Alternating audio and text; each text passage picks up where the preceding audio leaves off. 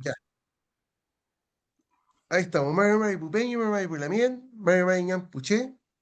Incheta Ramón Casanova Moulén Piñén, Curruco Muyegun Meo, o Mo, en Picunchidongun.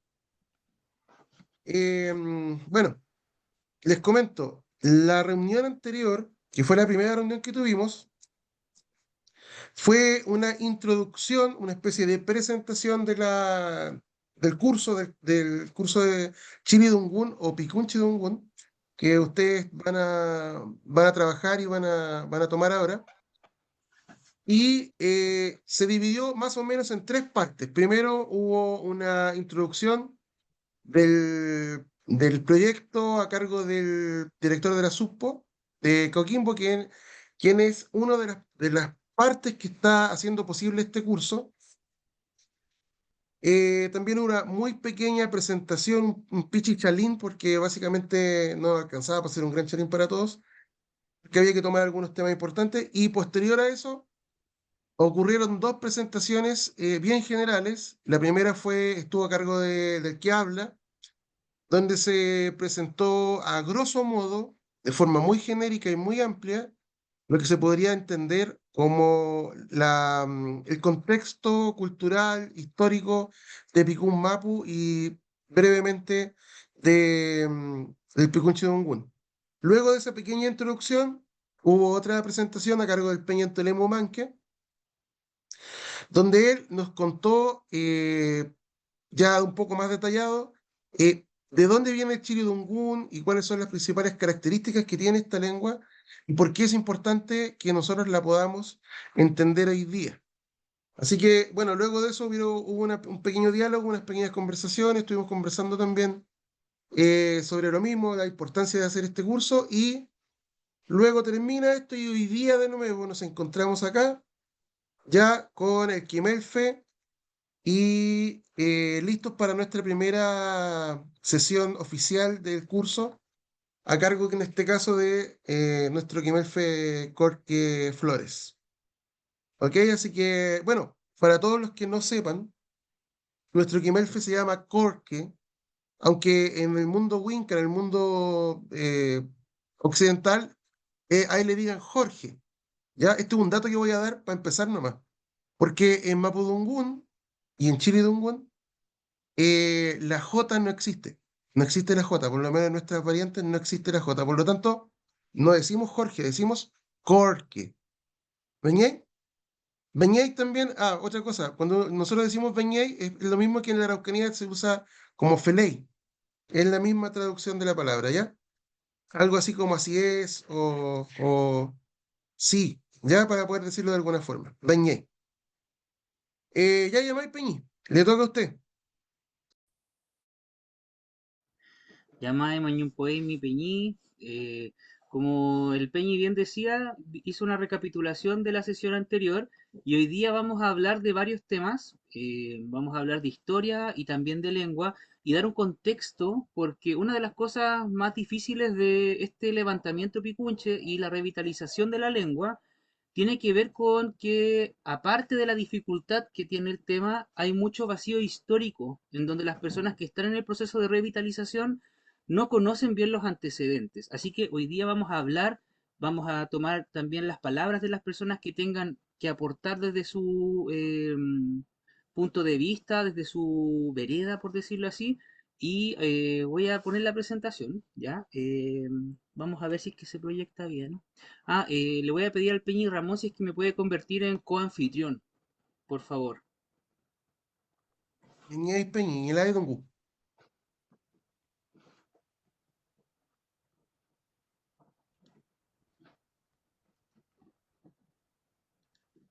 Ya llamáis Peñi. Sí, ahí se notó. Ya, entonces, aquí estoy presentando. ¿Se ve bien, cierto? ¿Sí? ¿Ven bien? Ya. Entonces, Ya, aquí está el nombre del curso. Y Peñi, recuerde que también tiene que darle acceso a las personas que están en la sala de espera. Gurenian, ya, por favor. Ya, entonces aquí tenemos Veñey el Peñi, sí, curso. estoy en eso, estoy en eso. Ya. y demos paso a lo que vamos a hablar hoy día. ¿Ya? Entonces estas son las cosas que vamos a conversar el día de hoy. Primero voy a presentarles nuevamente lo que son el equipo de trabajo y vamos a hablar de antecedentes. ¿Ya? Primero algunos antecedentes que son detalles introductorios y metodológicos del proyecto. Estos están incluidos a grosso modo en el manual del curso. Y bueno, les vamos a hablar también de la revitalización lingüística. Una vez que terminemos esta presentación, vamos a entrar de lleno a los contenidos iniciales. ¿Ok? Ya, ustedes me avisan si es que voy muy rápido. Entonces, eh, este es el equipo de trabajo, los PUC Dauboe, ya, las personas que trabajan en este proyecto. Primero, para que sepan, la persona que organiza este proyecto es el Peñi Antulemu Manque, ya, y su comunidad, el Loc Mapuche Picunche Manque, y quien sería el profe asistente o ayudante, el Inan Kimel Caboe, es el Peñi Ramón, que nos ha estado ayudando en esta presentación y en la anterior también, y durante todo el proyecto. Y yo voy a ser el que les entregue quizá en mayor medida los contenidos. Yo soy el Yunem Kimel Caboe. ¿Ya? Entonces, ese es el equipo y ustedes que están en el grupo de WhatsApp pueden hablar con cualquiera de nosotros cuando tengan alguna necesidad. ¿Ok? Entonces, avancemos. Ya. Y como les venía anticipando, vamos a dar algunos antecedentes, algunos detalles introductorios y metodológicos de nuestro proyecto. Ya. Entonces, comencemos. Primero, este curso se basa en un manual que ya se les entregó a ustedes en formato PDF, pero que también las personas que estén inscritas en este curso lo van a recibir de manera impresa, ¿ya? También algunas personas lo han impreso desde antes, ¿ok? Y bueno, estos contenidos los vamos a ir viendo en las diapositivas. Entonces, ¿qué tenemos aquí? Antecedentes históricos, contenidos de materia, ejercicios, glosarios, algunos anexos, y cada vez que aparezca en alguna diapositiva algún contenido que está dentro de este manual, va a aparecer este símbolo, lo hemos puesto ahí, indicando la página en la cual se encuentra ese contenido si es que lo quieren volver a revisar después de la sesión. ¿Ya? Y obviamente las personas que ya tienen un manejo de los contenidos y ven algún error, alguna errata de este manual, siempre vamos a estar súper atentos a que nos digan esa retroalimentación que es súper valiosa para los efectos de este curso. ¿Ya? Mañumpo Iman, muchas gracias. Entonces, habíamos visto en la sesión anterior este esquema. ¿Ya? Este es lo que conocemos en el sur como el símbolo del Kulchum, ¿ya? Por cosas de variante, en el sur se dice Kulchum, y lo voy a escribir así. Esa es la forma en la que se conoce el instrumento ceremonial mapuche, que normalmente posee una machi, pero en términos de la variante picunche se dice Kulchunca. Es una pequeña diferencia. ¿Ya? Ahí para que lo conozcan. Entonces, este símbolo del Kulchunca, que hace referencia al Melihuichán Mapu, tiene esta orientación de acuerdo a la cosmovisión. Acá tenemos la parte que llamamos Puel, que en términos de la orientación espacial, Puel corresponde al este. Tenemos acá Nulue, que corresponde al oeste.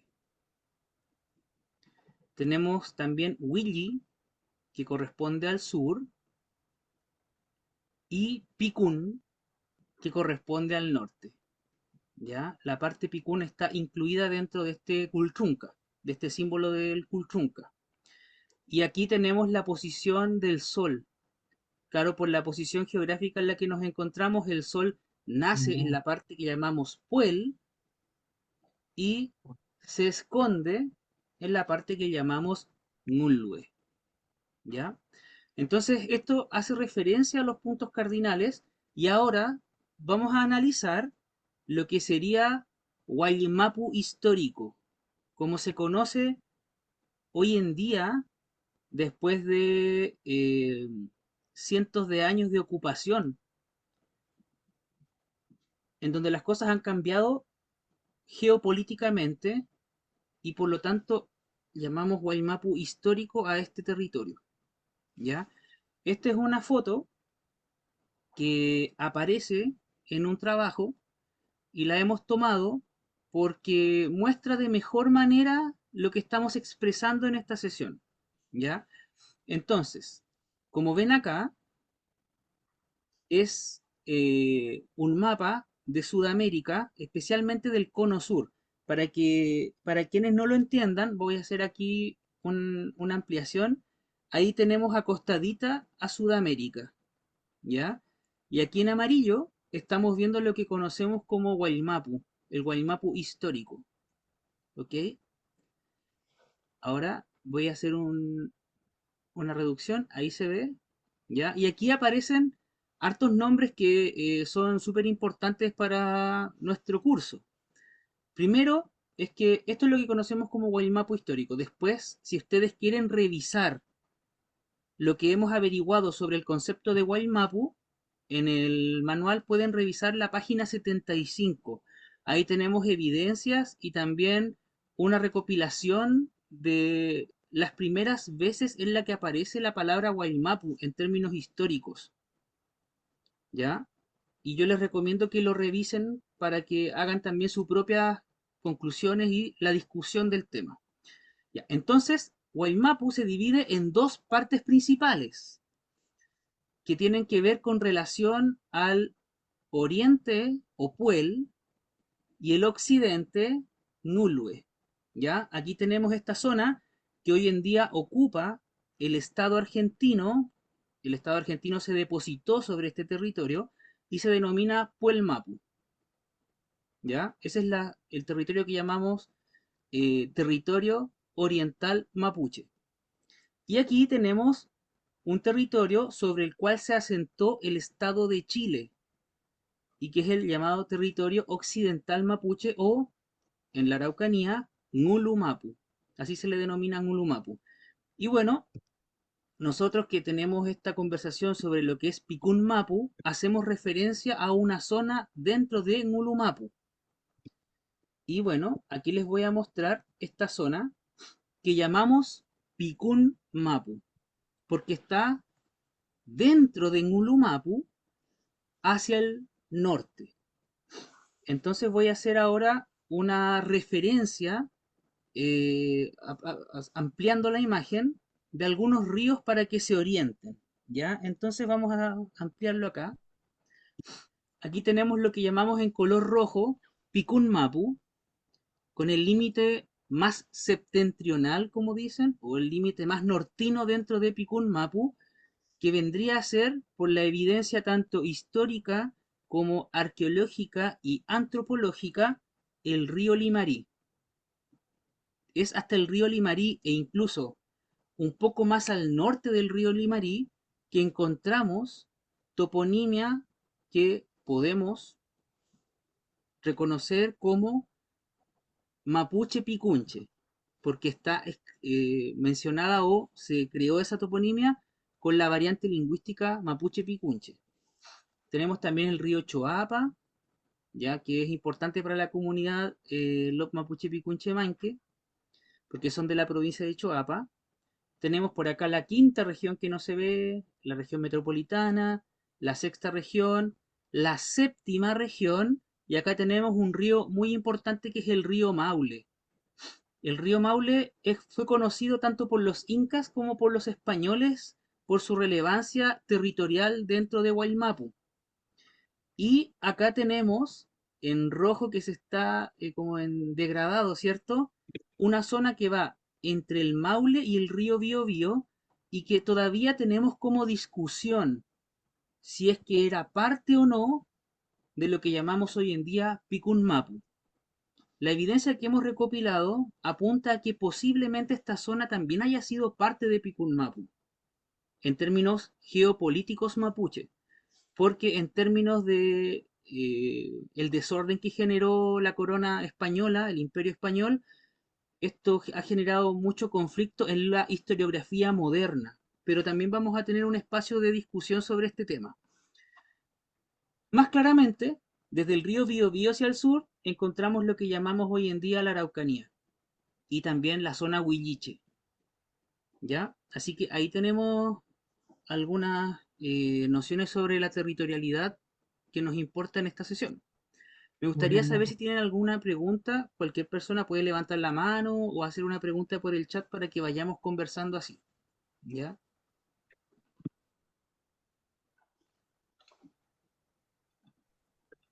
¿De dónde está la mano? Peña y Carlos Carvajal. Eh, quería, no sé si un aporte o hacer un comentario nada más. Eh, el Picum Mapu o el Willy Mapu, Paul Mapu, el Laskin Mapu le llamo yo, no sé si está bien, yo creo que está mal. Son puntos geográficos que se utilizan a modo de referencia hasta el día de hoy. Entonces, una persona que puede estar, por ejemplo, en la ribera sur del río Biobío, para esa persona el Pico Mapu comienza en la ribera norte del Biobío. ¿Mm? Y de hecho hoy día todavía se utiliza esa noción. Incluso vendría siendo eh, picunche, digamos, a gente por ejemplo, para gente que está en Temuco, para gente que vive en los lagos. La gente de los lagos, la gente llaman nortino, digamos, a la gente de Temuco, porque está al norte de ellos. Eso querían decir, ¿no? Ujú. Sí, es un buen comentario, una buena observación, porque dentro del parámetro cultural, los puntos geográficos o los puntos cardinales son súper importantes, como cosmovisionalmente. De hecho, incluso la lengua tiene características un poco diferentes a las del castellano, por ejemplo, en donde la direccionalidad es más importante que para el mundo occidental. Entonces, claro, cuando uno habla con una persona que está en Chiloé y habla de la gente de Temuco, habla de la gente que está hacia el lado Picún, ¿cierto? Y los podría llamar Picunche en términos referenciales. Pero lo que estamos hablando acá tiene que ver más con la conformación política precolombina, en donde está reconocido que existían parcialidades que tenían ciertas denominaciones espaciales. Entonces, claro, hay parcialidades y nos referimos en este caso, para diferenciarlo de el sentido de la orientación de la lengua, a la parcialidad picunche. Entonces esto lo vamos a ir develando y entendiendo a medida que vayamos avanzando en este conversatorio y curso. Ya. Entonces, Peña y Ramón. Cabay, Peñi, había una pregunta en el chat, la vi hace poquito rato, bueno, ahora aparecieron varias más, Ajá. pero alguien preguntaba por qué no aparecía el río Maipo. Lo que pasa, no me acuerdo quién era la persona que estaba preguntando, parece que era una Lamien. Lo que pasa, Lamien, es que el mapa este es un mapa súper genérico para ejemplificar las fronteras, los límites, más o menos, como también señalaba el Peña Carlos Carvajal, ¿cierto? A grosso modo, de lo que son los límites de lo que llamamos Picún Mapu, desde el Limarí hasta el río Itata. Pero claro, dentro de ese gran territorio que tiene. ¿Cuánto decíamos, Peña, la otra vez que tenía Picumbapo? Cerca de 1000 kilómetros de extensión, 800. aproximadamente, Acá está la leyenda, dice, esa banda negra son 800 kilómetros, más o menos, más o ¿cierto? menos. Entonces es un enorme territorio donde, claro, existe una infinidad de ríos y donde, como bien señalaba el Peñicorque, deben haber existido también microidentidades territoriales y otras cosas que no sabemos y no conocemos. Aquí no aparecen todos los ríos, no porque no queramos ponerlos, no porque no sean importantes, porque Ya. netamente estamos empezando y necesitamos tener una idea general de lo que es el Picumbapo. ¿Ya? Eso Ujú. nomás, Peñi. Ya vení, mañana poemi. Sí, de hecho no aparece el río Cachapual tampoco, y que son ríos importantes en términos históricos. Sigamos. Entonces aquí tengo un mapa en donde yace el estado de Chile de manera horizontal, porque es ahí donde nos vamos a situar principalmente, ¿ya?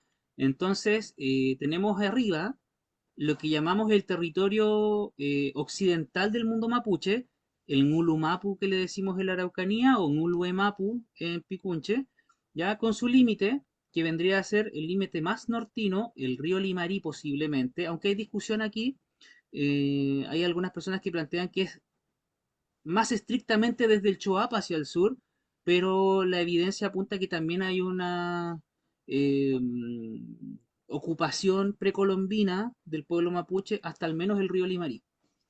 Y bueno, el río Futaleufú, ¿ya? Y bueno, lo que vemos aquí abajo es lo que llamaríamos Picún Mapu, que ha sido acordado tácitamente por la historia, más no por la gente que lo había marcado en términos precolombinos.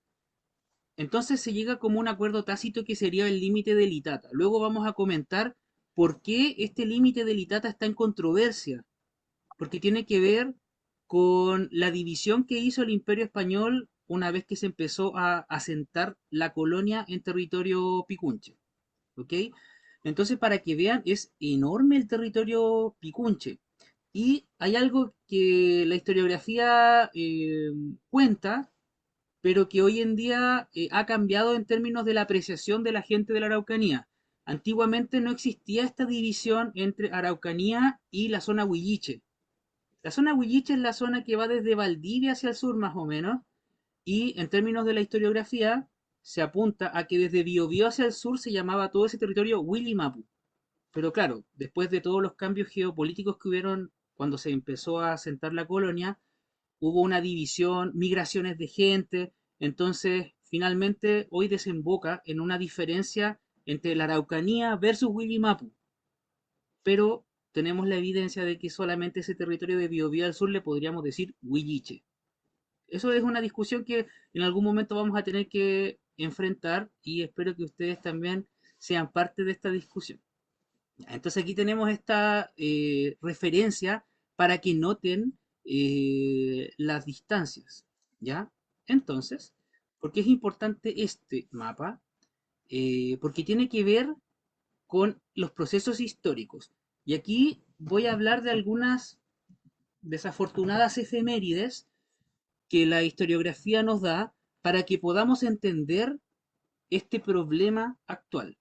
¿Ok? Entonces, esta es una línea de tiempo en donde aparecen algunos eventos que están hacia abajo en forma creciente y muestran los años. ¿Ya? Entonces, para que veamos esto, también en amarillo aparecen eventos que yo considero que son importantes para la revitalización de la lengua picunche. Entonces, tenemos, por ejemplo, en el año 1536 la llegada de Diego de Almagro, y Diego de Almagro entra a Picunmapu y llega a Choapa, ¿ya? Que es como la zona en donde tiene las primeras relatos de Picunmapu. No vamos a hablar mucho de lo que ocurre en este tiempo, que ocurren varias cosas, ¿ya? En el año 1540 llega Pedro de Valdivia al Valle de la Concagua, también entra a Picunmapu. En 1541 se funda la ciudad de Santiago en territorio picunche y luego es destruido en septiembre del año 1541 por Michimalonco, de ahí vamos a hablar también de este personaje. Y en 1543 se establecen las primeras encomiendas en Chile. La encomienda era, quizás lo podríamos conversar más adelante, es un tipo de esclavitud solapada en términos legales, ¿ya? Y genera los primeros obrajes, las primeras trabajos que realizan los indígenas de manera legal en términos del Imperio Español en Picunmapu. Entonces se forman un montón de encomiendas, pero no los pueblos de indios, eso es importante. Las primeras encomiendas son previas a los pueblos de indios, o fundaciones de los pueblos de indios. Luego se funda La Serena en 1544 y ya en 1545 comienzan las primeras rebeliones indígenas, tanto en la zona de Picunmapu como en la zona de la Araucanía. En 1546, Pedro de Valdivia cruza el río Biobío y se inicia lo que llamamos la Guerra de Arauco. En 1550 es la fundación de Concepción por Pedro de Valdivia y en 1553 matan a Pedro de Valdivia en una batalla que se llama la Batalla de Tucapel, por la zona de Biobío. Entonces, para reemplazar a Pedro de Valdivia, en 1557, llevamos prácticamente 20 años desde que llegó el primer español, llega el segundo gobernador en reemplazo de Pedro de Valdivia, que es García Hurtado de Mendoza. Entonces, esta es la primera parte.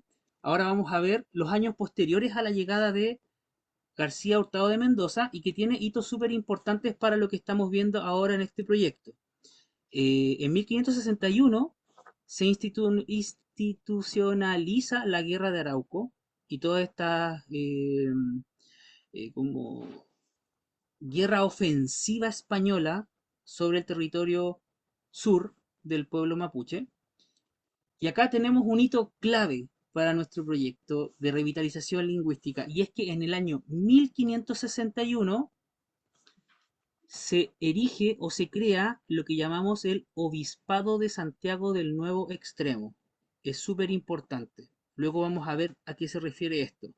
Pero tiene que ver con decisiones que tomaba la Iglesia con derecho canónico a dividir los territorios que tenían, por decirlo, eh, alguna adscripción a alguna entidad religiosa.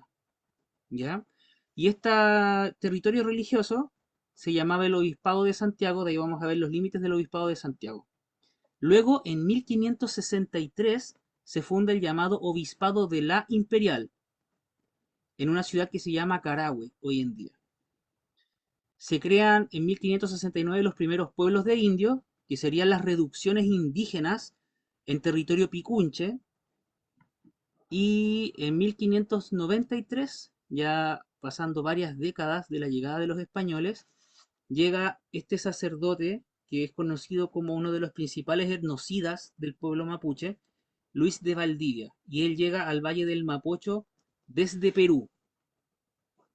Bueno, en 1598 ocurre el triunfo de Curalaba y se inicia una gran rebelión liderada por un toque muy importante que era Pelantaro.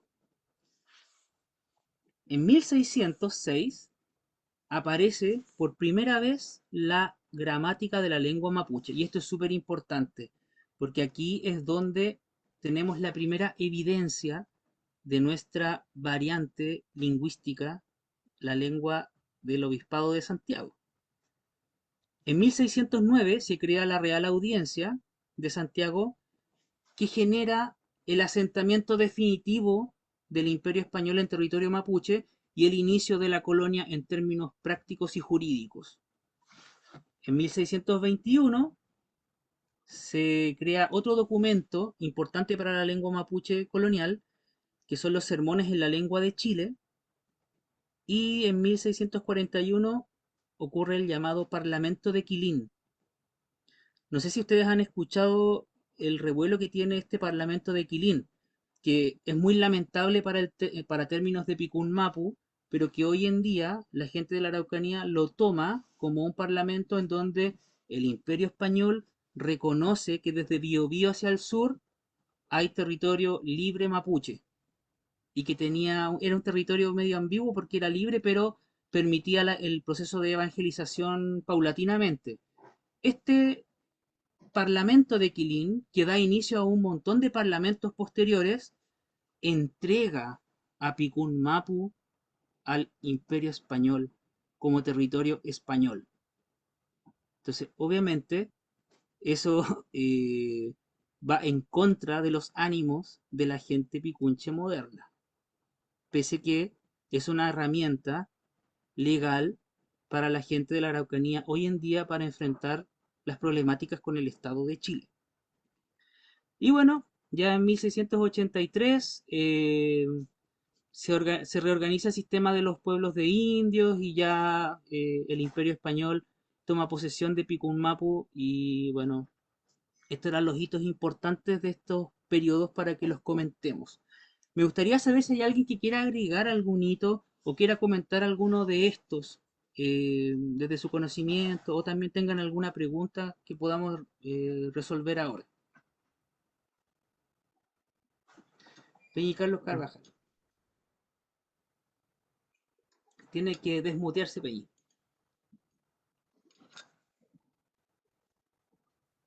Ay, eh, bueno, disculpen, pero es posible que yo esté equivocado, pero como me dedico a la investigación, tengo entendido que los primeros pueblos de indios se hicieron junto con las encomiendas, en 1544.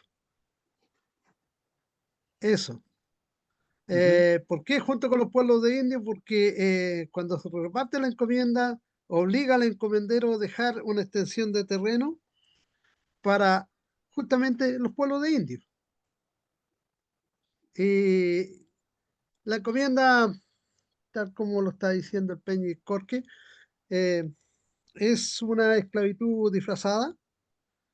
Los españoles, primero Valdivia repartió entre 60 de los suyos, eran 120 más o menos, pero entre los 60 soldados más leales le dio encomienda. La encomienda consistía en repartición de personas. Entonces, los beneficiados consideraron que les tocaron, y perdonen que use este término, pocos indios. Y Valdivia, ante los reclamos, les prometió que en los meses siguientes eh, iba a repartir de nuevo y hacer un nuevo repartimiento donde iban a tocar más indios. Y justamente a los meses siguientes lo hizo, no pasó mucho, como 2 o 3 meses, y repartió entre 30. Y a cada encomendero le correspondió 1.200 indios más o menos, 1.200 personas. ¿Y por qué sostengo yo que el pueblo de indios está asociado a la encomienda? Porque eh, la encomienda eh, no era solamente agruparlo en un lugar, sino también consistía en entregarle mercedes. Las mercedes eran tierra, grandes extensiones de tierra. Y ese trabajo le correspondió de agrupar a la gente en pueblos de indios, le correspondió a Rodrigo de Quiroga, que era el capitán de piqueros. Él hizo ese trabajo. Y esa es una cosa que yo tengo de diferencia, digamos. No sé si corresponde que me extienda, a lo mejor quito tiempo en eso. Y la otra observación que digo es que más o menos en 1546, por ahí, eh, las huestes de Valdivia, aunque ya anteriormente, en el 36, Almagro había traspasado hacia el sur con una comitiva, una expedición que le envió a cargo de un capitán de apellido Alvarado. Algunos dicen que llegó hasta Chiloé. Eh, en el 46 es la primera vez que Valdivia va hacia el sur. Y, y si uno mira la trayectoria, bueno, se fue derechito a Quilacoya. Él al parecer estaba informado, ¿cierto?, que en Quilacoya había minas de oro. Y cuando viene de regreso, hay una versión que también eh, eh, se mantuvo en el tiempo hasta 1600. Hay una versión que dice que al pasar cerca de un lugar, no recuerdo el lugar exacto, pero está mencionado en los documentos históricos, cerca de Ñuble, cerca de Chillán, por ahí, venía tomando como prisioneros, ¿cierto? A los hijos, a los niños, ¿cierto? Eh, y para traerlos a Santiago y después, digamos, a incorporarlos al ejército español. Porque la historia es media mentirosa, porque nos dicen a veces que aparecen 15 españoles venciendo a 5.000 huichafes. Pero no cuenta, por ejemplo, cuántos yanaconas peruanos, ¿cierto? Tenían, o cuánta gente obligaron a que lucharan por ellos. Entonces, esa es la diferencia que tengo yo, que yo creo que las huestes de Valdivia en el año 46 fue la primera vez que fueron a y el niño que se rapta en esa oportunidad y en Ñuble es justamente el estrado. Eso, no Ujú. doy más lata. No, no, Poemi, Chacha, de verdad que nos enriquece los comentarios de parte de una persona que se dedica a la historia. Con respecto al primer comentario que hizo sobre la encomienda y también los pueblos de indios, posiblemente en la práctica se hayan generado en el mismo tiempo, pero ahí vamos a tener que revisar, quizá usted nos puede ayudar, porque en términos legales uno se hizo primero que el otro. Entonces quizá ahí podríamos revisarlo para corregirlo. Y el otro comentario que tiene que ver con lo de Diego de Almagro, claro, hay algunos escritos que dicen que llegó hasta Reino Belén solamente y que de ahí se habría devuelto y no saben bien dónde queda Reino Belén, pero posiblemente haya sido el río Itata. Pero la historia en ese momento no era tan firme como para dejar bien expresado dónde ocurrían los hechos, entonces hay harta discusión sobre ese tema todavía. Y eso, Mañum Poi Mi Pei. Ya, entonces, ahora que hemos complementado toda esta información, esto aparece en la página 11 con número romano y tiene que ver con los obispados. Una vez que el Imperio Español ya toma posesión del territorio y ya se conocía la zona sur, tanto por gente que iba por tierra o por mar, eh, la iglesia dividió el territorio de Mapuche occidental en lo que llamamos obispados y se generaron dos obispados, uno muy importante para el caso Picunche y otro muy importante para el caso de la gente de Biobío hacia el sur. Y aquí tenemos el llamado Obispado de Santiago del Nuevo Extremo. Y este obispado era un obispado que comenzaba más o menos en el valle de Copiapó y que se extendía hasta una zona que generó controversia en la época porque pretendía el obispado como circunscripción abarcar hasta el río Biobío, pero en la práctica fue solamente este territorio desde más o menos el valle de Copiapó hasta el río Maule. ¿Ya? Este obispado se creó el 17 de junio de 1561 y tuvo una sede episcopal en Santiago, del Nuevo Extremo, y fue fundado por un papa que se llamaba Papa Pío IV a través de una bula que a través del decreto canónico generaba estas divisiones eclesiásticas. Y bueno, la jurisdicción aproximada en esa época era el Valle de Copiapó, el río Maule, que era una zona disputada por la imperial, eh, la cordillera de los Andes y el Océano Pacífico, pero también se extendía hacia más allá de la cordillera porque la provincia de Cuyo en Argentina también estaba bajo el dominio o la influencia episcopal del obispado de Santiago del Nuevo Extremo.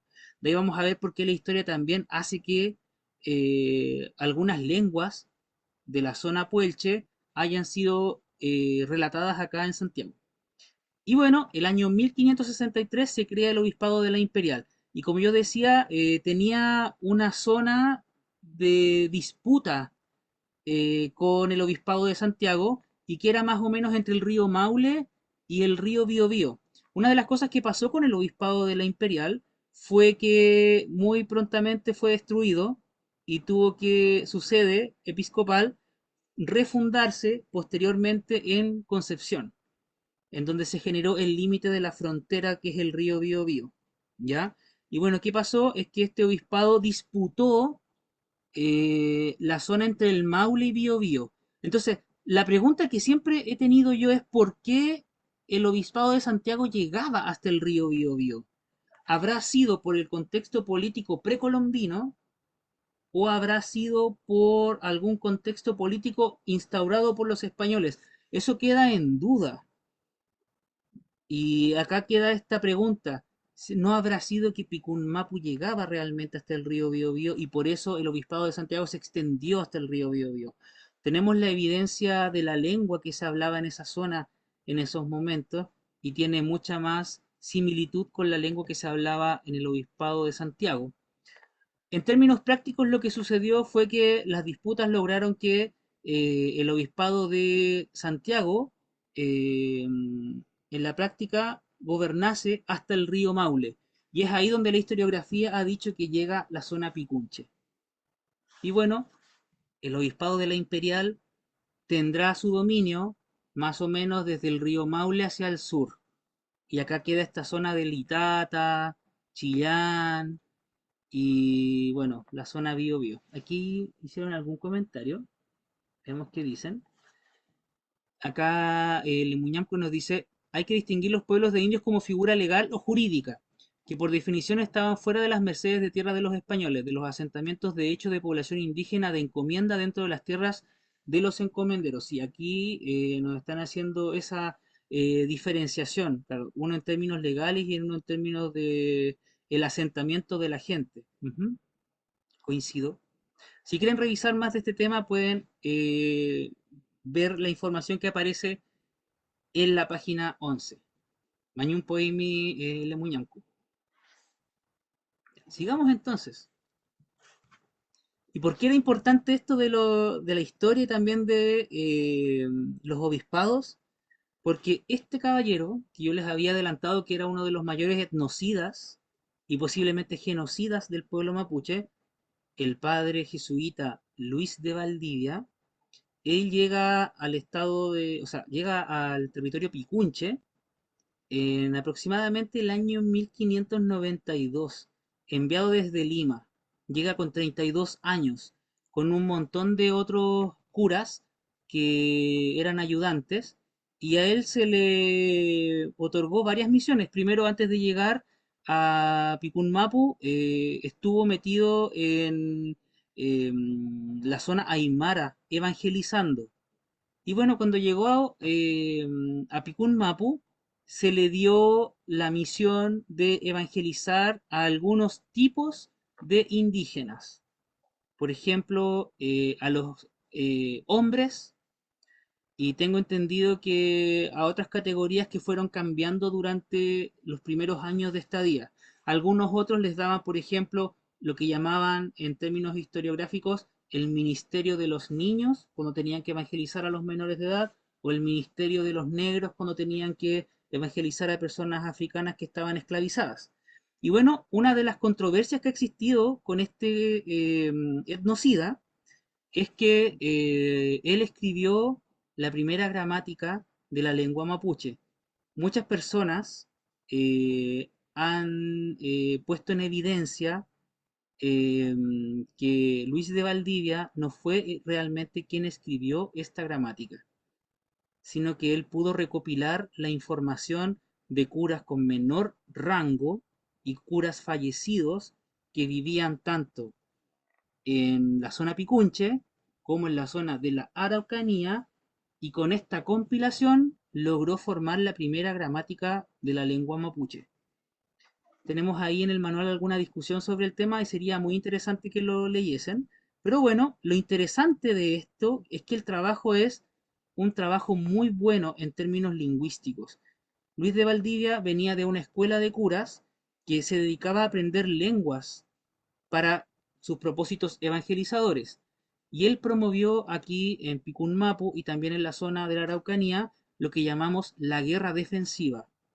La guerra defensiva era un cambio en la estrategia militar del Imperio Español, que en vez de atacar de manera genocida, ellos incorporaban a los pueblos a través de la evangelización y los curas a sus dominios, haciendo intercambios tanto políticos como de casamiento y también obviamente con la obligación de evitar la muerte a través de la aceptación de la iglesia y de formar parte del imperio español. Entonces, una de las cosas que hizo Luis de Valdivia fue promover la guerra defensiva y generó esta gramática, que es una compilación de varios textos. Una gramática general que describe la lengua, un diccionario, una doctrina cristiana y confesionario, un catecismo breve y un confesionario breve que la historiografía no ha entendido bien porque tiene formato trilingüe. Y aquí les voy a mostrar el formato trilingüe que tenía cada una de las partes de esta obra.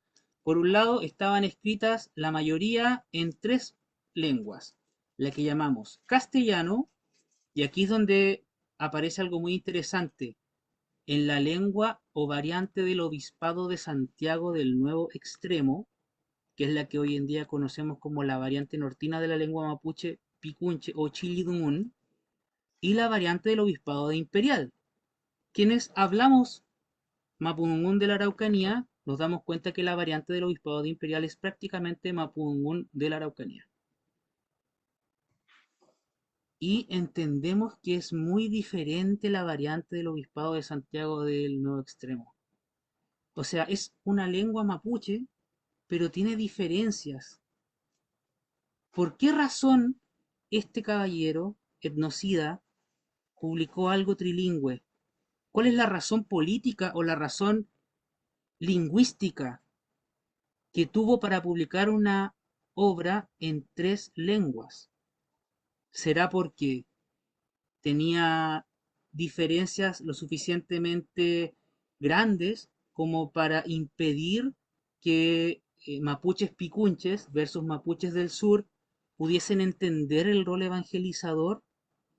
¿Tuvo que adaptar la lengua al territorio? ¿Y por qué eligió, políticamente hablando, hacer una en la variante del Obispado de Santiago, que tiene límites por el norte en Copiapó y por el sur posiblemente hasta el río Biobío, y también una del Obispado de Imperial, que usó para evangelizar la gente desde el Biobío hacia el territorio de Chiloé?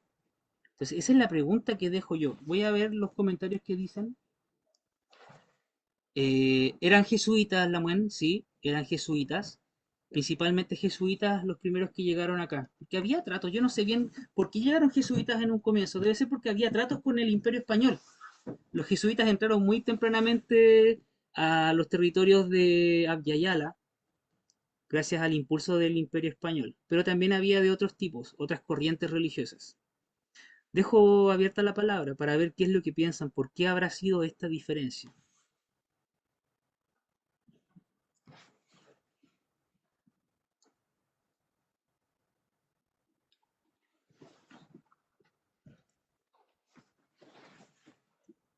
Peñi, Mari, Mary Marie, por acá, Renan. Voy a prender la cámara un poco para que.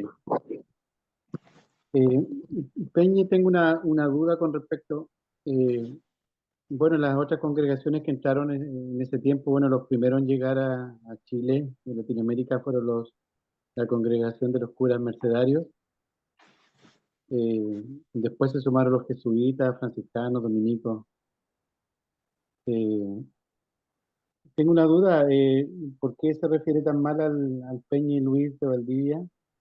Perdón, al fraile Luis de Valdivia, diciendo que si lo vemos desde el punto de vista, eh, ¿cómo lo podemos decir?, pacifista, el hecho ya de él que venir a aprender una lengua y de tratar de evangelizar de manera pacífica es un aporte más que como otras congregaciones llegaron con inquisiciones y otro tipo de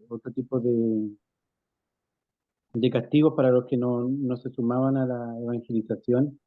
e incluso la congregación jesuita fue expulsada de Latinoamérica precisamente por ser defensores y precursores de la paz y del respeto a la persona o a los pueblos originarios. En el centro de América ellos en- en- evangelizaron a través de la música, la pintura, las artes. Los primeros indígenas artistas, ellos fueron educados por los jesuitas. Entonces, no entiendo, no sé esa parte de Luis de Valdivia, como usted habla de unos principales genocidas o algo así. Me gustaría que quizás si hay antecedentes o algo donde, porque yo tengo una visión distinta. Ujú. Ya, Mañum Poemi, Peñi Renan. Sí, la historiografía chilena ha tratado siempre de eh, enarbolar la figura de Luis de Valdivia como una persona que salvaguardó a gente mapuche y logró recuperar escritos de la lengua en la variante picunche o la variante de la Araucanía. Pero si él no hubiera llegado, no estaríamos en esto, luchando hoy día. Lo que él provocó después de la evangelización es la pérdida de la espiritualidad mapuche en el territorio picunche, por primera, como primer cosa. La pérdida de la lengua, porque los indígenas fueron castellanizados.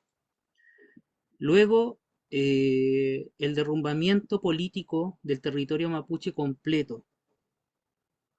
Esto de permitir que el Estado, o sea, que el Imperio Español entrase a Picún y luego a la Araucanía, provocó que hoy en día la gente mapuche esté en huelga de hambre, peleando por su territorio usurpado. Entonces son tantas las cosas que podríamos decir de Luis de Valdivia que etnocida es lo que más se utiliza en la historiografía mapuche para referirse a él. Entonces, dejo también abierta la discusión para que se comente sobre la figura de Luis de Valdivia.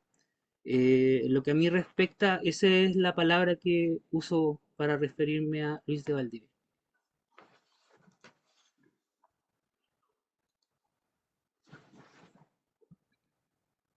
Acá nos dice el Alamuén Loreto, el número de hablantes debió ser significativo, tanto en una como en otra, agregando la instalación hegemónica en el territorio para cumplir su propósito conquistador. Peña y Ramón. Peñi, Peñi. Eh, bueno, sí, la palabra etnocida o etnocidio a veces es fuerte. Yo también he conversado con usted el uso de la palabra. Sin embargo, tenemos que entender el detalle súper importante que nos da a meditar profundamente, ¿cierto? El hecho de que Luis de Valdivia, como uno de los sacerdotes representativos, ¿cierto? Que es conocido en la historia por este tema de la guerra defensiva, eh, básicamente hace su trabajo. ¿Y cuál era su trabajo? Enseñar la cristianidad, enseñar al Dios occidental. Y en ese proceso, como bien señalaba el Peñicorque, destruye la cultura mapuche y picunche principalmente. O sea, dentro de lo que es el ámbito mapuche general, los más afectados por la labor de Luis de Valdivia son los picunches. Sin embargo, hay un detalle súper importante que quiero rescatar brevemente y es que, así como en algún punto dentro de la historia política de Occidente, hay un autor, un filósofo que se llama Thomas Hobbes, que escribe una obra llamada El Leviatán, donde él intenta ensalzar o dar a conocer los beneficios y la maravilla de la monarquía, pero que al final ese libro, el Leviatán, se le da vuelta a Thomas Hobbes y se transforma en una de las primeras obras para decir, oye, ¿por qué no existen otro tipo de gobierno?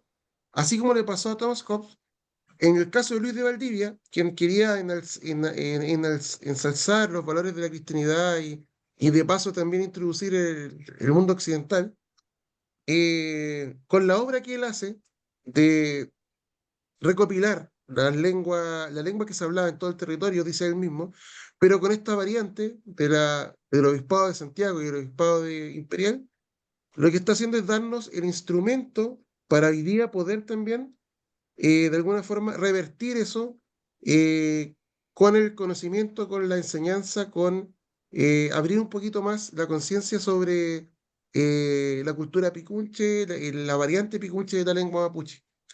Entonces, la figura de Luis de Valdivia sin duda es una figura controvertida y tiene luces y también tiene sombras. Eh, Probablemente no es fácil digerirlo después de una educación larga que nos ha enseñado que él, como uno de los propulsores de la guerra defensiva, hizo un aporte a la vida de los indígenas. Eh, pero la verdad es que yo creo que también implica cosas negativas, de las cuales la principal, la nombró el Peñicorquín, es haberse atribuido la obra de la gramática. Porque existen muchos antecedentes que señalan que esta obra, y esto a nivel lingüístico, esta obra no habría sido producto de la misma mano, producto de del mismo razonamiento para poder generarla. Y ya te dice algo eso, o sea, el tipo toma un montón de papeles de otras personas y las pasa a su nombre. ¿Será una persona realmente honesta? Bueno, queda ahí. Esto pasó hace más de 500 años, o 500 años más o menos. Entonces ya todavía es un tema que se puede discutir largamente. Eso opino. Ujú. Mañón Poemi, Peñi. No sé si hay alguien que quiera hacer otro comentario al respecto. Brevemente, Peñi, Ujú, Peñi Malwe. Marimar y Puche. Bueno, respecto a la figura de Luis de Valdivia, un poco siguiendo la línea de Peñi Ramón, em, no hay que olvidar que es parte de la Compañía de Jesús, que llegó acá en 1593, pero previamente se había formado el principal núcleo de la Compañía de Jesús en el Virreinato del Perú. Y ahí se hizo el primer tratado, que fue el que va a permitir que la iglesia se reorganice dentro de América Latina, eh, que va a ser el concilio, el tercer concilio limense, y que fue bastante, o sea, muy influido por el padre José de Acosta. José de Acosta es el doctrinero de alguna manera ideológico que justifica la invasión, y este jesuita hace un texto que se llama De Procurando Indorum Salute en 1700, o sea, en 1576, y va a ser el que va a influir el tercer concilio limense y que va a permitir que hayan dos cosas importantes que van a ser muy decididas después en la obra de Luis de Valdivia, que se va a oficializar de parte de la Iglesia que ya no hayan intérpretes ni o lenguaces intermedios entre españoles e indígenas, sino que va a ser la Iglesia quien tome el poder de la lengua. O sea, ahí es donde, como decía el Peñi, se comienzan a hacer las primeras traducciones al quechua y a la aymara, y eso con fines obviamente de adoctrinar a las masas indígenas.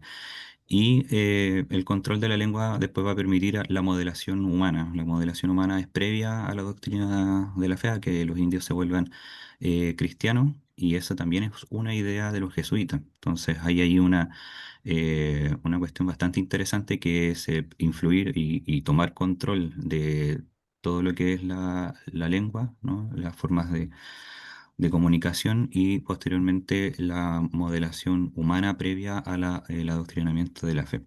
Entonces son cuestiones que los jesuitas, que parecieran que fueran muy menores, pero que hicieron que la iglesia tomara ahí un rol preponderante en la ejecución del adoctrinamiento. Por eso mucha gente, muchas familias de nosotros son cristianos. No es por azar, sino que hay todo un aparataje previo a la llegada de los jesuitas, que vinieron a reorganizar la casa acá en Chile, y que fueron mucho más impulsivos que los dominicanos, que los franciscanos, que habían llegado hace unos 10 años atrás y que no habían tenido mucha suerte con el adoctrinamiento de los indígenas, sino que eso se comienza a dar principalmente con la llegada de Luis de Valdivia y con esa primera camada de jesuitas. Eso. Ujú. Ya Mañón Poemi, Peñi. Pero ahora pasando a un tema que tiene que ver con la misma obra, les voy a mostrar la primera parte de lo que acabo de enmarcar en rojo, que es la doctrina cristiana y el confesionario, para que vean en qué se basa este proyecto también. Entonces, esta doctrina cristiana y confesionario está escrito en 3 lenguas: castellano colonial, la variante del Obispado de Santiago, ya vimos los límites del Obispado de Santiago, y la variante del Obispado de Imperial. Entonces aquí les voy a mostrar un copy-paste, una imagen que tomé directamente de la doctrina cristiana, y tiene este formato. Primero, en castellano, aquí aparece una oración cristiana, ¿ya? Por la señal de la Santa Cruz, y luego traducida a lo que llamamos la variante del Obispado de Santiago. Mucha gente piensa que esto es Santiago de Chile, la ciudad, pero no. En términos territoriales es la variante de la lengua que se habla en el Obispado de Santiago. Y aquí tenemos la variante de Santiago o del Obispado de Santiago, y aquí la de el Obispado de la Imperial. Entonces, de buenas a primeras, hay obviamente muchas similitudes entre la variante del Obispado de Santiago y la variante de la Imperial, pero también tiene diferencias. Entonces, cuando uno hace un análisis, uno puede ver lo siguiente. Aquí tengo las 3 lenguas en 3 columnas distintas. Aparece castellano colonial, Santiago e Imperial, y aparece la traducción directa del rezo en castellano. Obviamente esto lo hizo una persona que dominaba la lengua tanto de Santiago como de Imperial. Y es ahí donde está parte de la controversia de Luis de Valdivia, que se creía que por su genio lo habría logrado, pero la evidencia muestra que no. Y en rojo pongo las diferencias que hay entre las variantes. Uno podría pensar que solamente aquí se ve una diferencia, pero en realidad estas pequeñas diferencias son consistentes en toda la obra. Y en algunos lugares de la obra hay diferencias que son un poco mayores, pero se conserva este grado de similitud. Cuando una persona que habla la variante moderna de la lengua mapuche de la Araucanía lee esto, puede entender perfectamente lo que aparece en Imperial, pero tiene algunas dificultades para entender lo que aparece en la variante de Santiago. Y posiblemente, como se ha argumentado en este proyecto y lo hemos visto y nos vamos a dedicar a demostrárselo durante este curso, esas diferencias hablan de una variante lingüística. Acá dicen algún comentario. Dice: comparto la mirada sobre los discursos oficiales que buscan crear una narrativa bondadosa de la Iglesia, como salvadores de las almas del buen salvaje. Ya, entonces, aquí tenemos estas diferencias, no las vamos a analizar. ¿Y cuál es la problemática que tenemos para la revitalización de la lengua mapuche y picunche? Es que tenemos lo que llamamos un sesgo cognitivo. El sesgo cognitivo es una forma de pensamiento que nos limita a entender cosas de una manera diferente a las que creemos. Entonces, ¿por qué nunca se ha aceptado que en Picún Mapu o en el Obispado de Santiago se hablaba algo distinto a lo de la Araucanía? Porque existen 2 tipos de sesgo. Por ejemplo, el primero que llamamos el sesgo de confirmación, y tiene que ver con que se asume a que lo que está escrito en esa parte de Santiago son errores. Se ha asumido históricamente que son errores, porque esta es nuestra tendencia natural a favorecer lo que ya creemos. Y también existe otro tipo de sesgo cognitivo que llamamos el de status quo, que tiene que ver con que uno prefiere siempre lo conocido y establecido de manera natural. Entonces, ¿qué es lo que se hace hoy en día? Es que se revitaliza la lengua mapuche en todo el territorio usando la variante que sobrevivió o la variante que es más hablada por todo el mundo hoy en día. Y esto ha sido una limitante muy grande para la revitalización de la variante picunche, porque tenemos estas 2 ideas instauradas por la forma humana de pensamiento. ¿Ya? Entonces, estos han sido los principales problemas que se han visto en estos procesos de revitalización de la lengua que se hablaba y se habla ahora por la misma revitalización en Picún Mapu. ¿Ya? Entonces, ¿cómo comenzó este proyecto?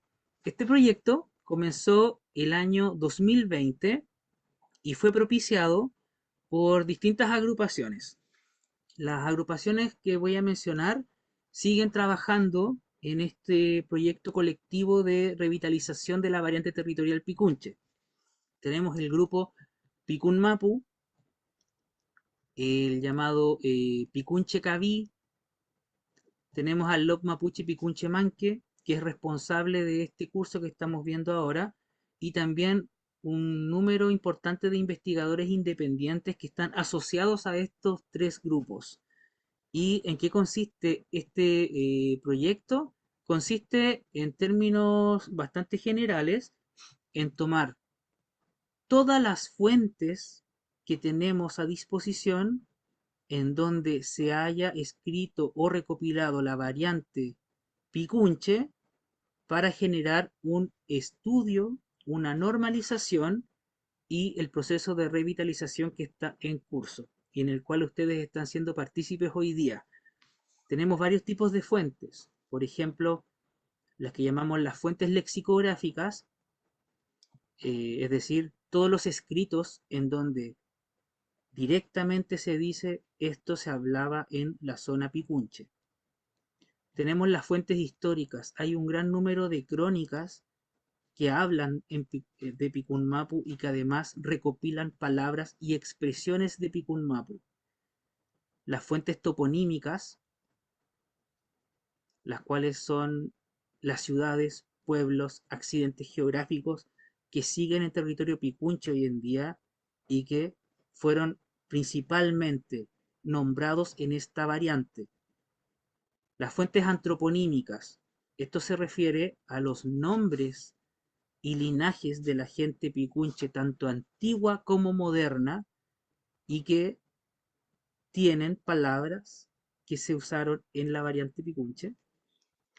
Las fuentes memoriales, en donde personas picunche antiguas y picunches modernas mantienen como acervo patrimonial de ser picunches, y esta nueva arista, que serían fuentes que todavía no encontramos y que posiblemente durante el curso de este proyecto vamos a encontrar y que van a aumentar este cúmulo de conocimientos.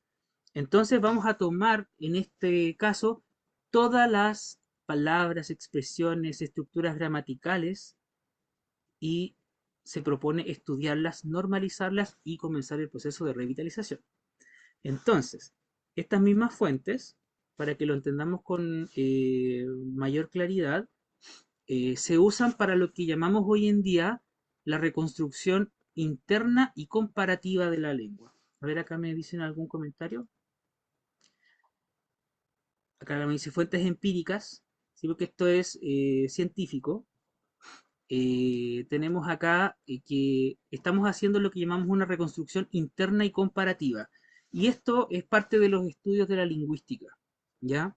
Y se propusieron estos dos tipos de reconstrucción para lograr la recuperación de la variante picunche. ¿A qué nos referimos con la reconstrucción interna? Se refiere a utilizar toda la información que se tiene de la lengua picunche o variante picunche chilidungún para entenderla y estudiarla, obviamente, y luego, cuando se logra el entendimiento de todas estas fuentes, se utiliza para rellenar aquellos vacíos en donde no había información, lo que llamamos la reconstrucción comparativa, en donde se utiliza aportes de variantes que o no desaparecieron o que pueden ayudarnos a completar la información que nos falta. Entonces, para que esto lo entendamos mejor con un gráfico, he preparado esta diapositiva en donde se muestra lo siguiente. ¿Ya? Aquí tenemos todas las fuentes en donde sabemos que hay información de la lengua picunche. Todas estas fuentes son tomadas y se hace lo que les acabo de mencionar, la reconstrucción interna. Es decir, usamos los elementos propios de la variante picunche que provienen de estas fuentes en donde expresamente lo indican y generamos esto que aparece como en un gráfico de torta, ¿ya?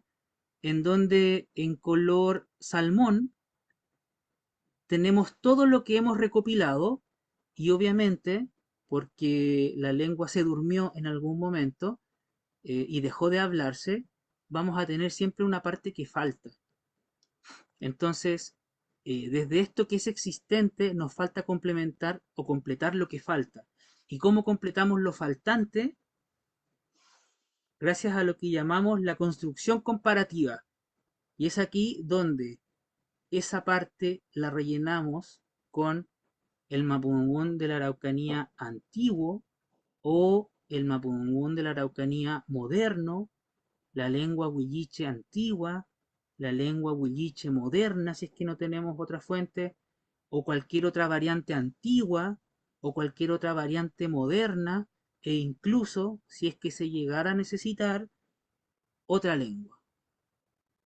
Entonces, con esta reconstrucción comparativa, se llena ese espacio faltante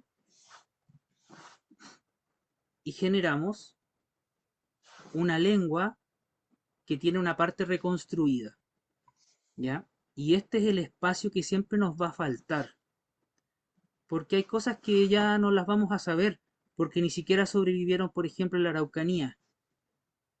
Entonces, cuando ya tenemos esto, ¿qué es lo que hay que hacer?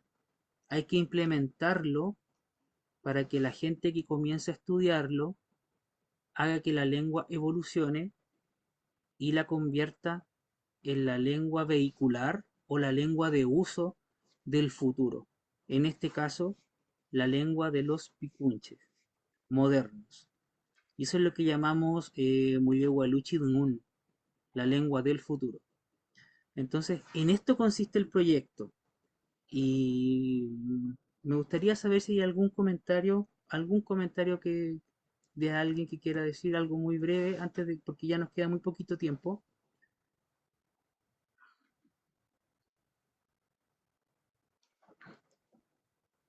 No sé si lo he explicado bien, también si me dicen por el chat si lo hemos explicado bien. Daniel, Ujú. Sí, la verdad es que está súper bien explicado, pero tenía una duda. Dentro de las fuentes, de todas las fuentes que mencionaron, quería saber si es que están consideradas y en ese caso dónde caerían lo que son las tradiciones que se blanquearon durante la llegada del Imperio Español. Como por ejemplo que se da mucho el hecho de que hay muchas tradiciones que tienen que ver con vírgenes, pero que cuando uno se pone a analizar el comportamiento de la fiesta religiosa, está más cerca del pueblo picunche. Cosas que piden como cosecha abundante, lluvias, etcétera, y que mientras más uno lo analiza, más lejos está del catolicismo.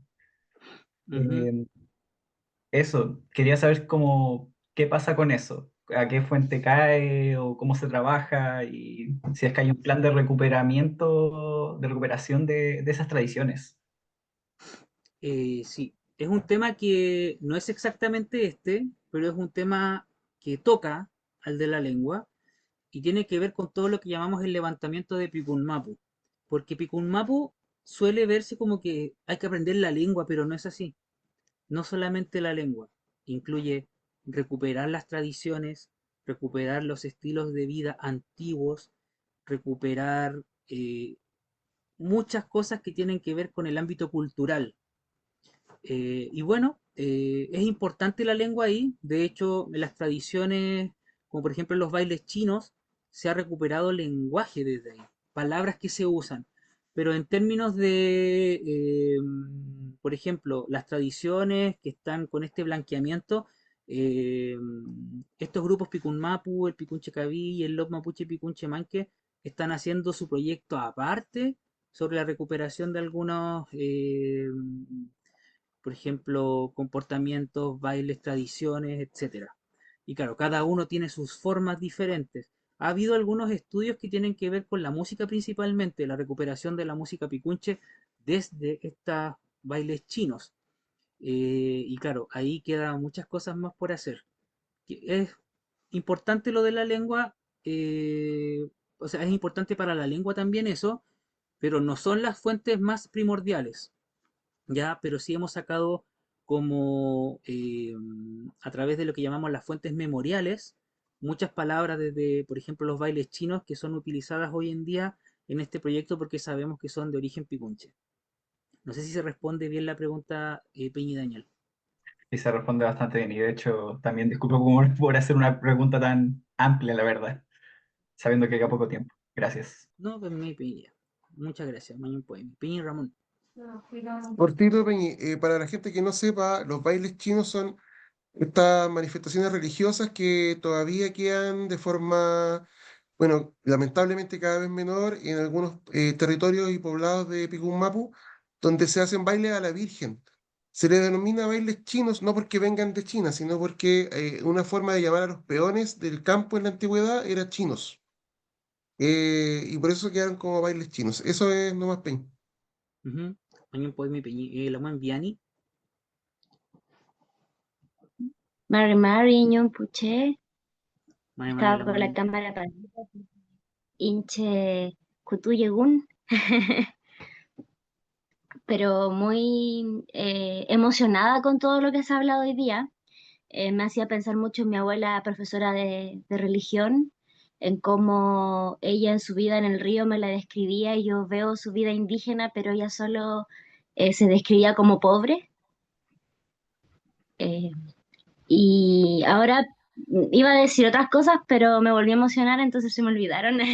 Pero quería pedir que me interesa mucho cuando hablas de cómo se está levantando Picum Mapu y, por ejemplo, con esta recuperación musical, como solicitar si hay esas referencias, si las pueden compartir por el grupo, porque yo creo que en general siempre conocemos lo del sur, de la Araucanía, son como los referentes más presentes y creo que es una manera súper importante de también difundirla y hacerla parte de nuestro cotidiano. Así que agradezco puedan como compartir todas estas formas que se puedan hacer llegar también por el grupo de WhatsApp.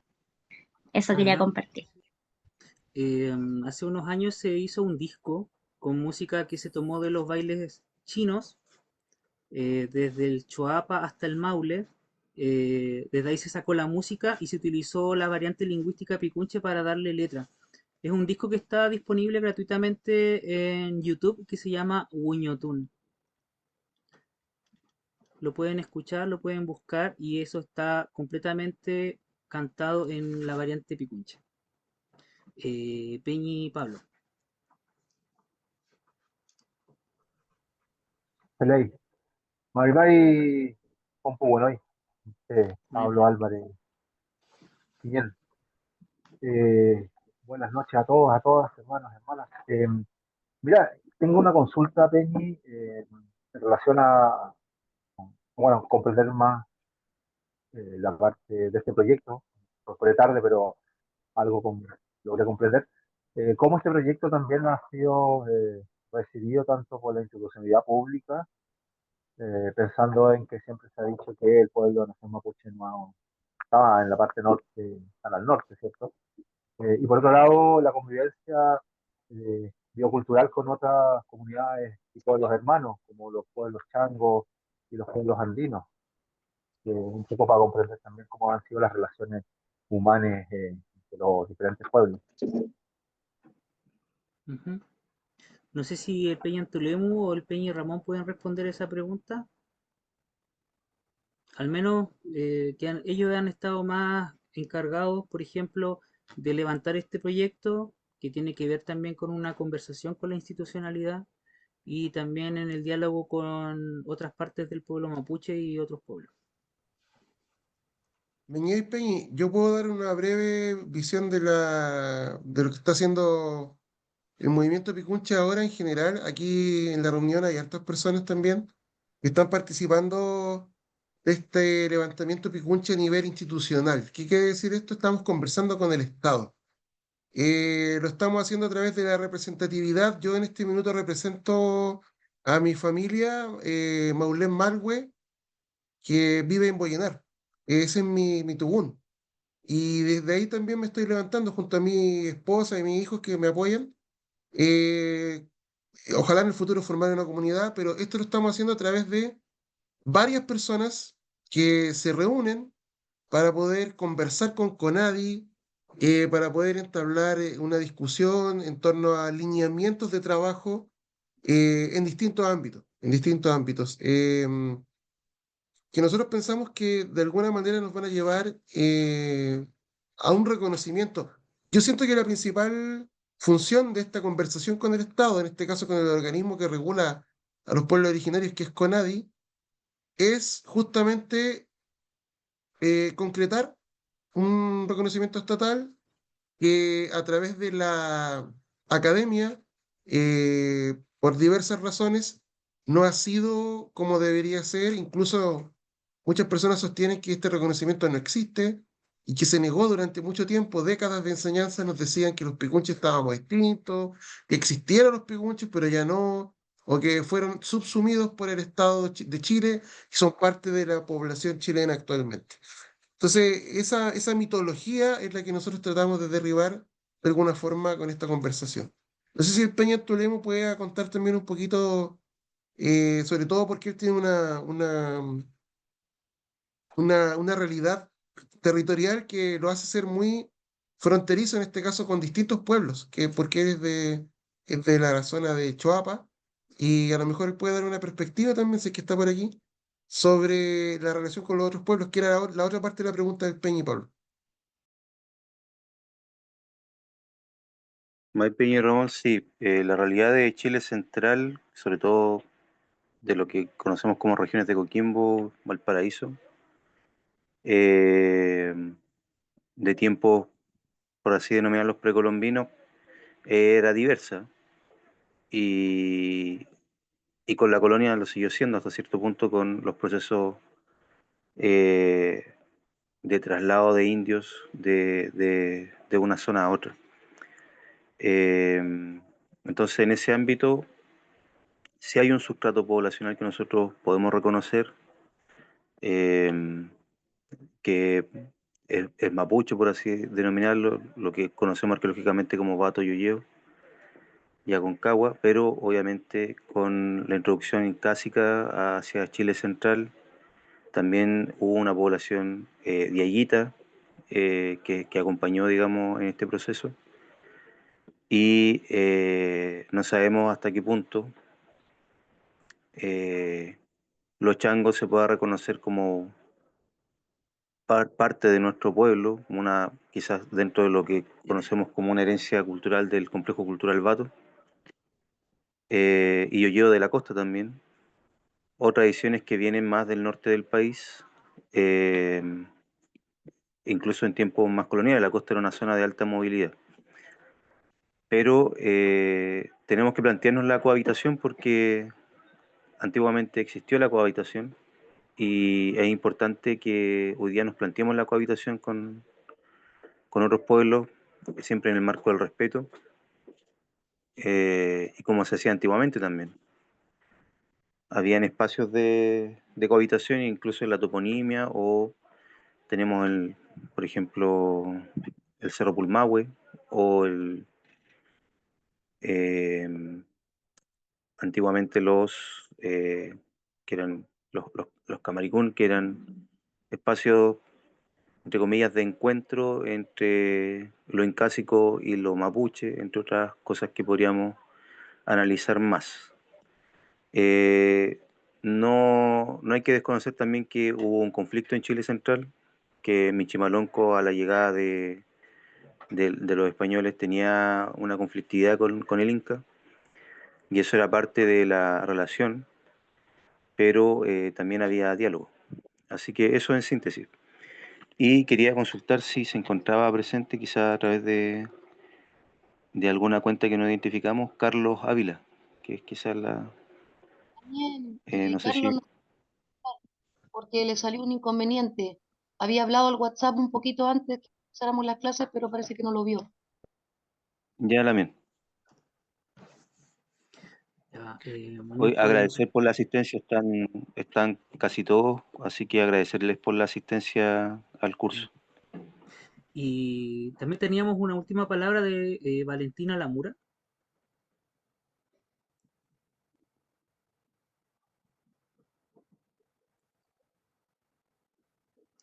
pero se bajó la mano.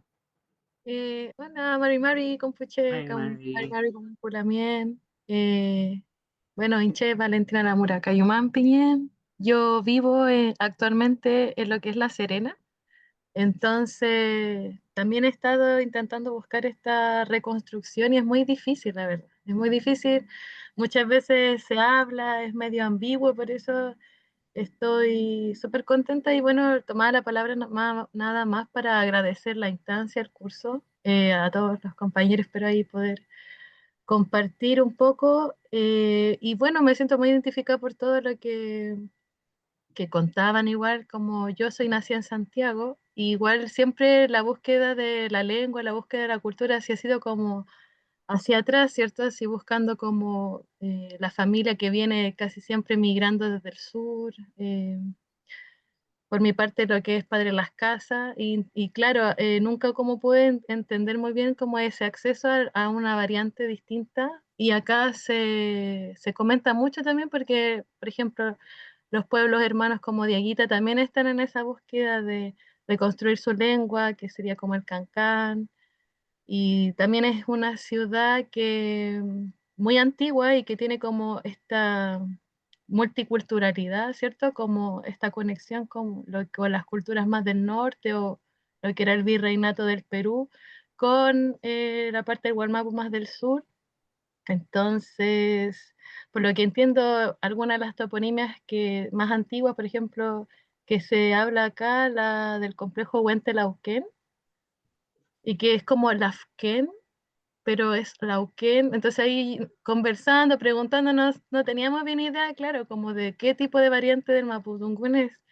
Y la traducción que más o menos se conversa es como una especie de mirada por sobre el mar.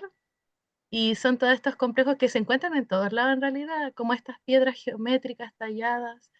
Entonces ahí toda esta como búsqueda ha sido como muy grato poder encontrar este curso y bueno, sin extenderme más, solo agradecerle y Chartumay, Compu, la Miena, las Quimelfe, por todo lo que se ha dicho y eso. Feley, no, no, ¿cómo se dice que no es Feley? Bemñey, Peley, Bemñey.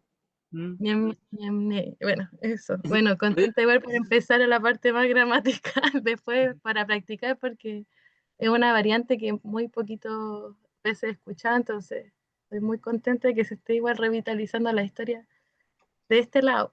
Así que eso, pues muchas gracias. Será mi palabra. Muchas gracias, Lamien. Sí, dio un dato importante, Huentelauquén. Lauquén es la palabra picunche para decir mar en esa zona. Más hacia acá, Lavquén también, y un poquito más al sur también se repite Lauquén, más hacia la Araucanía es Lafquén. Y aquí, como un ejemplo, por ejemplo, en Picunmapu, Bemñey, en la Araucanía, Feley, y en Willimapu, Femí.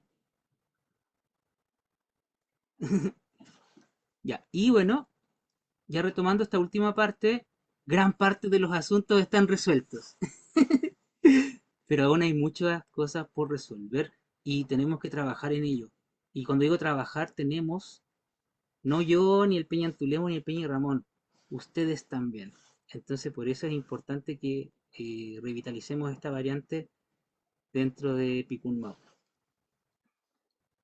Y nos queda, voy a tomarme unos minutos ya para mostrarles esto. Y es que, y esta sería ya la última parte, la UNESCO está muy al tanto del tema de las lenguas. Esta década es la década de las lenguas. Y la UNESCO divide a las lenguas en niveles de peligro, de desaparición. Y aquí están los niveles de peligro.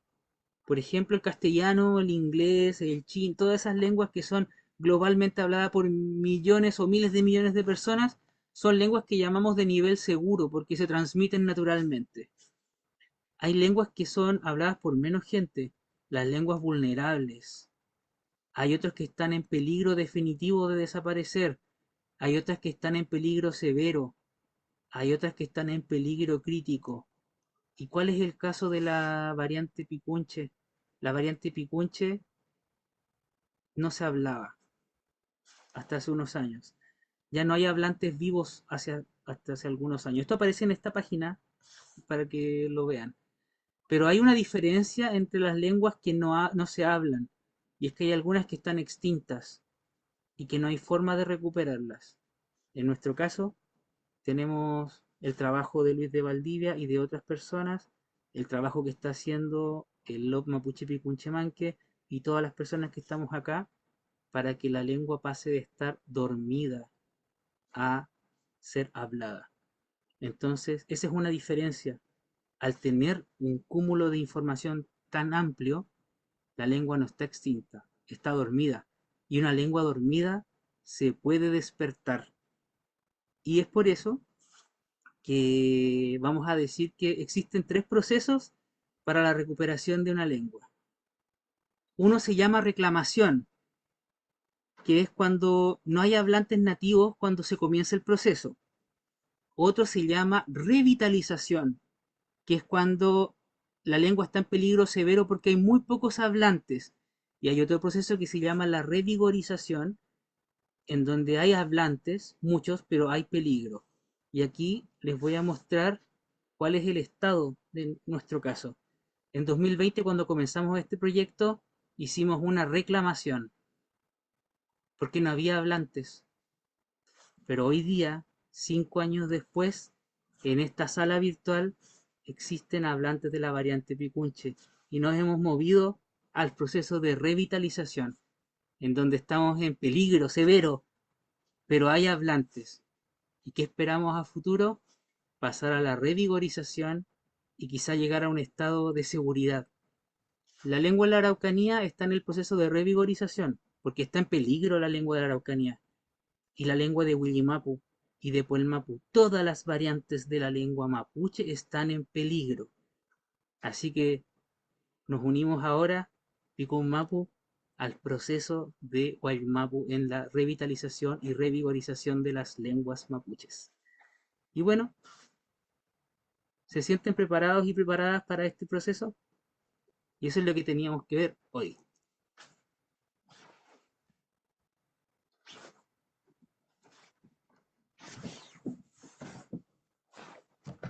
Era la mujer que me dice Kamai, la mujer que es una hablante de la lengua picunche. Y ustedes ahora quizás saben ya palabras y saben hablar algunas cositas, ya son hablantes. Ahora falta que se conviertan en hablantes con más conocimiento y dominio. Entonces dejo la palabra abierta para que nos despidamos el día de hoy.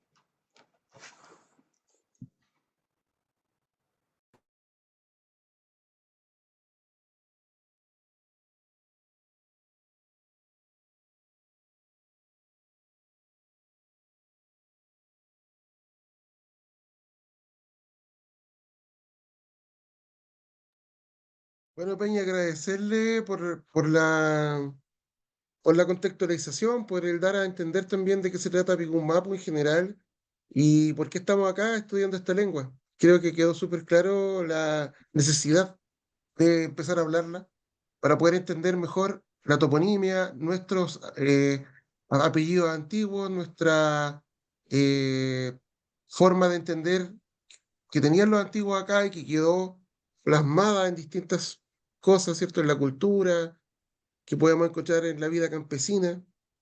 Em, Hay un montón de cosas todavía por aprender y por desarrollar. Sin duda no tenemos todas las respuestas para poder entregar. Nos encantaría poder decirles todo lo que concierne a Picún Mapu y a la lengua picunche, pero este es un trabajo que se está llevando a cabo hace tiempo. El Peñicor que puso 2020, pero a lo mejor empezó un poquito antes, unos años antes a lo mejor. Y en todo ese tiempo se ha desarrollado, se sigue desarrollando. Em, Esta es una muestra de lo que viene. Las próximas clases van a ser mucho más técnicas porque van a estar dirigidas al Dongún mismo, a la palabra, ¿cierto? A la lengua, al Dongún, lengua. Y yo creo que también vamos a tocar un poquito de temas culturales, pero lo ideal aquí es que nos concentremos en la lengua, porque esa es la clave para poder seguir revitalizando, crear más hablantes que, como señalaba el Peñicor, que puedan sacar al chiri dungún o picunchi dungún del estado en que está y llevarlo más adelante. Así que, bueno, si no hay nadie más que quiera decir algo, que quiera comentar algo, yo creo que llegamos hasta acá, Peñicor, ¿que es cierto? Y Eh, será hasta la próxima sesión. sí, le vamos a dar la palabra al Peñi Carlos Carvajal, pero también recordarle al Peñi Antulemu que tiene que darnos las indicaciones de dónde se encuentran las clases guardadas en el servidor. Así que primero el Peñi Carlos y de ahí el Peñi Antulemu, Mañón Poemi, Peñi Ramón. No, yo quería a lo mejor comentar, digamos. Eh, Como estaba hablando de lingüística comparativa, eh, la visión que yo tengo, a lo mejor es un poco winca, pero cuando se habla de lengua, idioma, ¿cierto? Es algo que se utiliza en un territorio bien amplio.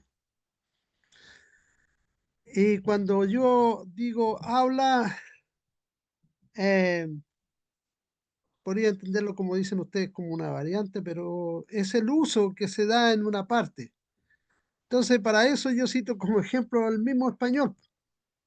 El español es un idioma, una lengua, hablada de forma muy amplia, ¿cierto? Por millones de personas. Pero el español que habla el argentino, por ejemplo, no es igual que el español que habla el chileno, por el uso que se le da, por el contexto en que se vive también, ¿cierto? Acuérdense que el Feyentú mapuche tiene mucha relación con la naturaleza. Entonces, la parte, el contexto de la naturaleza del Picumapu no es igual al del Wilimapu, ¿no? Entonces, eso ya nos va haciendo diferencia. Yo quería mencionar eso nada más. No sé si estoy equivocado en la forma de entender, pero yo entiendo de que eh, la variante que se señala aquí es la forma que tenían los picunches, y tal, pero que es el mismo Mapu Dungun, ¿cierto? Que se habla en todo el Guan Mapu, o se hablaba en el Guan Mapu. Eso. Ya. Y bueno, y para terminar, aprovecho, eh, encuentro que es muy interesante lo que ustedes plantean. No solo está referido a la lengua, eh, también he escuchado los comentarios ahí de otros peñas en la mía, ¿cierto? Que hacen preguntas sobre otros aspectos culturales que resultan bien interesantes, ¿no? Así que yo los felicito porque por lo menos a mí me ha gustado el curso, a mí bastante. A lo mejor, como decía recién el Peña Casanova, ¿cierto? Uno no puede decir todo en honor al tiempo, pero los felicito, han hecho un buen trabajo. Sartumay, Peucayal. Mañón Poemi, Chacha. Y sí, la definición de es una lengua son varias, eso lo vamos a tener que decidir en algún momento. Está abierta la definición, creo yo. Peña Antulemu. Sí, comentar brevemente que creamos un canal de YouTube donde vamos a ir subiendo las clases grabadas. Lo vamos a compartir al grupo para que puedan repasar los contenidos. Va a quedar eso abierto a disposición. Y también enviamos por el grupo una carpeta de Google Drive con las presentaciones, así que todo va a quedar disponible para su uso. Y vamos a estar avisando el envío de los manuales, en este caso impresos, para que también tengan ese material de estudio. Y eso, Ñucuché. Mañón Poimón, muchas gracias por estar en el curso y estamos iniciándolo. Todavía no vemos gramática, eso yo imagino que va a ser de la siguiente clase Peñicorque, pero ahí se viene ya lo más pesado, por así decirlo. Ni tanto, en verdad, pero bueno.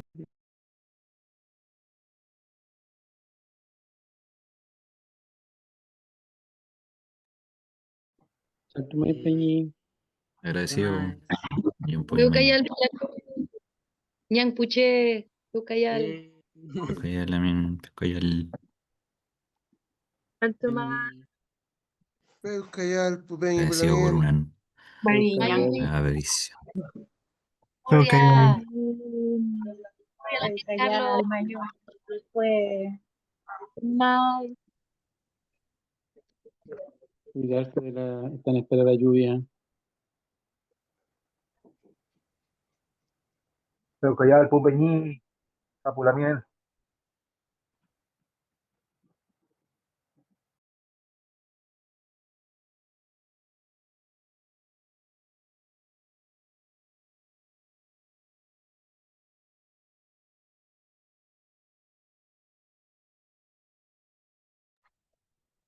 Peucayal. Peucayal. Peucayal, la mía Evelyn.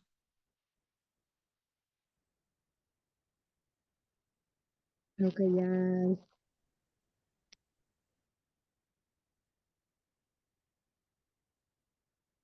Peucayal. Pehuaín, Pumpuché.